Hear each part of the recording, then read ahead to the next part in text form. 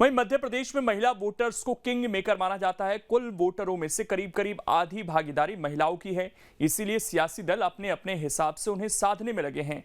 आखिर प्रदेश की राजनीति में महिलाएं कितनी असरदार हैं और क्या रहा है उनके वोटिंग का ट्रेंड, इस रिपोर्ट में आप देखिए।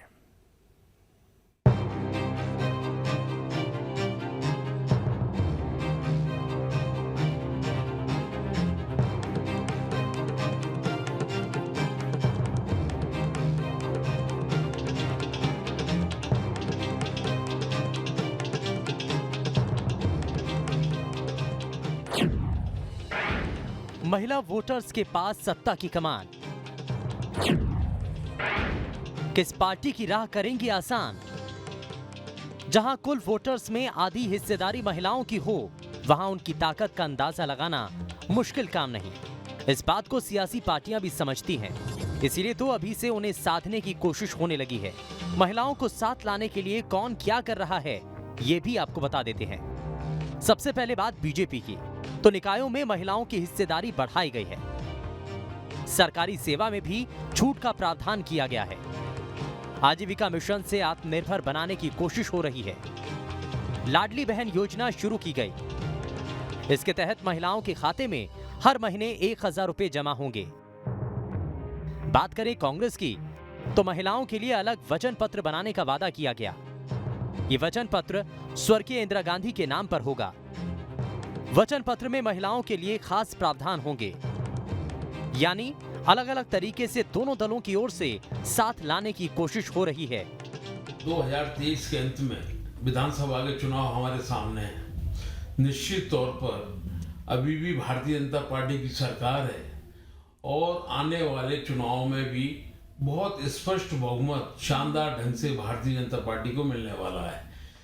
हमको ये भी मालूम है कि लगभग जितने पुरुष नौजवानों के वोट हैं उतने हमारी महिलाओं के भी वोट हैं।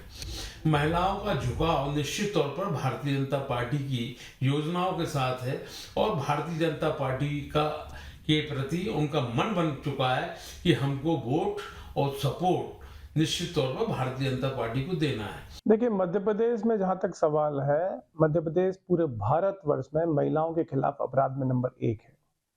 और अन्य भी यदि आप प्रकरण लेंगे महिलाओं के साथ, उनकी स्वास्थ्य सेवाएं या अन्य सेवाओं को लेंगे, बल्कि मैं कहूंगा कि मध्य प्रदेश में आज महिलाओं का दर्जा जो है द्वितीय दर्जा का है भारतीय जनता पार्टी के शासन में।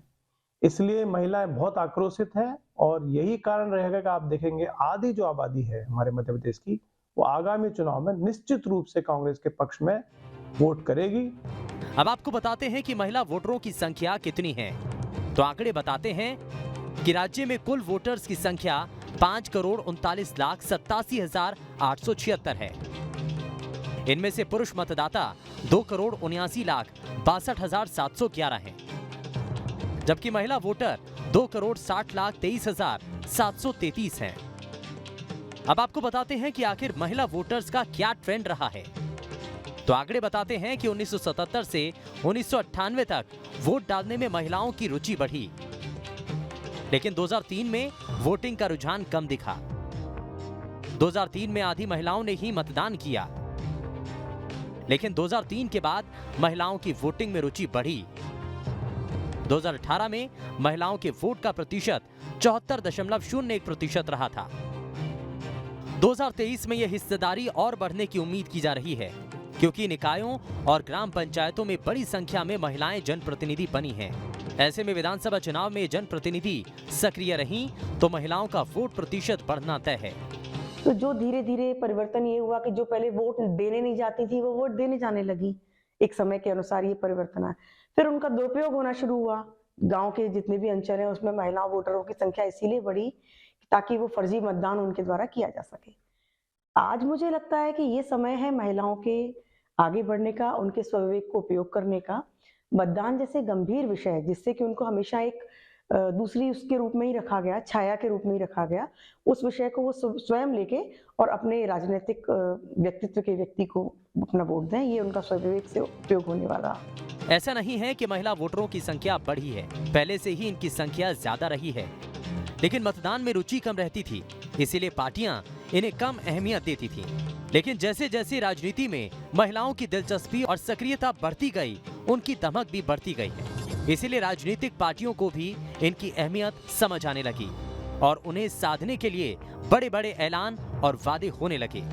राजनीतिक दल वोटरों के आधार पर अपनी योजनाएं चलाते हैं। मध्य प्रदेश सरकार भी ये दावा करती है कि उसने हर वर्ग और उम्र के हिसाब से प्रदेश में योजनाएं चलाई हैं। अब मध्य प्रदेश में एक नई योजना शुरू की है जिसका नाम है लाडली बहन योजना। इसमें हर पात्र महिला को 1000 रुपये महीना दिया जाएगा। अब इतनी बड़ी संख्या अगर महिला वोटरों की है तो जाहिर सी बात है सियासी दल महिलाओं के बारे में सोचेंगे ही। लेकिन जानकार और कांग्रेस का ये दावा है कि सरकार केवल घोषणाएं कर रही है, धरातल पर इसका लाभ लोगों को नहीं मिल पा रहा। अब महिलाओं को कितना लाभ मिल पा रहा है कितना नहीं, ये तो महिलाएं ही तय करेंगी, क्योंकि प्रदेश में 2.5 करोड़ से ज़्यादा अगर महिलाओं की संख्या है तो ये सरकार बनाने में अपनी भूमिका जरूर निभा सकती हैं। Vinod Sharma, news state. अब इसमें खबर तो यह है कि महिलाओं को लेकर वादे खूब होते हैं, लेकिन धरातल पर वो वादे कम दिखते हैं। टिकट देने में पार्टियां कंजूसी करती हैं। 230 सीटों वाली विधानसभा में सिर्फ 21 महिला विधायक हैं।